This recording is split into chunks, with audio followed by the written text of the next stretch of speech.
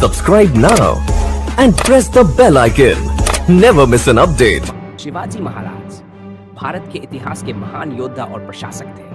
उनका पूरा नाम छत्रपति शिवाजी महाराज था। उनका जन्म 19 फरवरी 2067 को महाराष्ट्र के शिवनेरी दुर्ग में हुआ था। शिवाजी महाराज ने मराठा साम्राज्य की स्थापना की और मुगल साम्राज्य के खिलाफ लड़ाई लड़ी।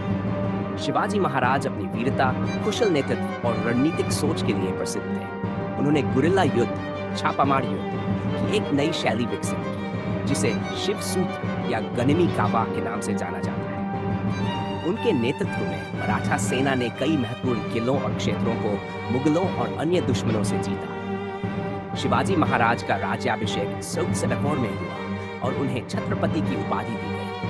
उन्होंने अपने शासन में न्याय, समानता और धर्मनिरपेक्षता को बढ़ावा दिया। उनके शासन में सभी धर्मों का सम्मान किया जाता था और वे सभी प्रजा के कल्याण के लिए समर्पित थे। आज भी शिवाजी महाराज को एक महान नेता, कुशल प्रशासक और राष्ट्रभक्त के रूप में याद किया जाता है और वे विशेष रूप से महाराष्ट्र में एक आदर्श और प्रेरणा का स्रोत बने हुए हैं। छत्रपति शिवाजी महाराज की मृत्यु 3 अप्रैल 1781 को रायगढ़ किले में हुई थी।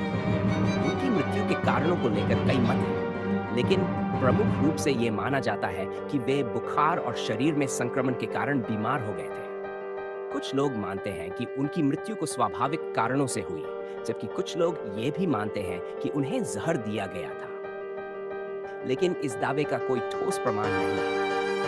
शिवाजी महाराज की मृत्यु के बाद उनके बेटे संभाजी महाराज ने मराठा साम्राज्य की बागडोर संभाली, लेकिन शिवाजी महाराज के नेतृत्व का महत्व और उनकी वीरता का प्रभाव मराठा साम्राज्य पर लंबे समय तक बना।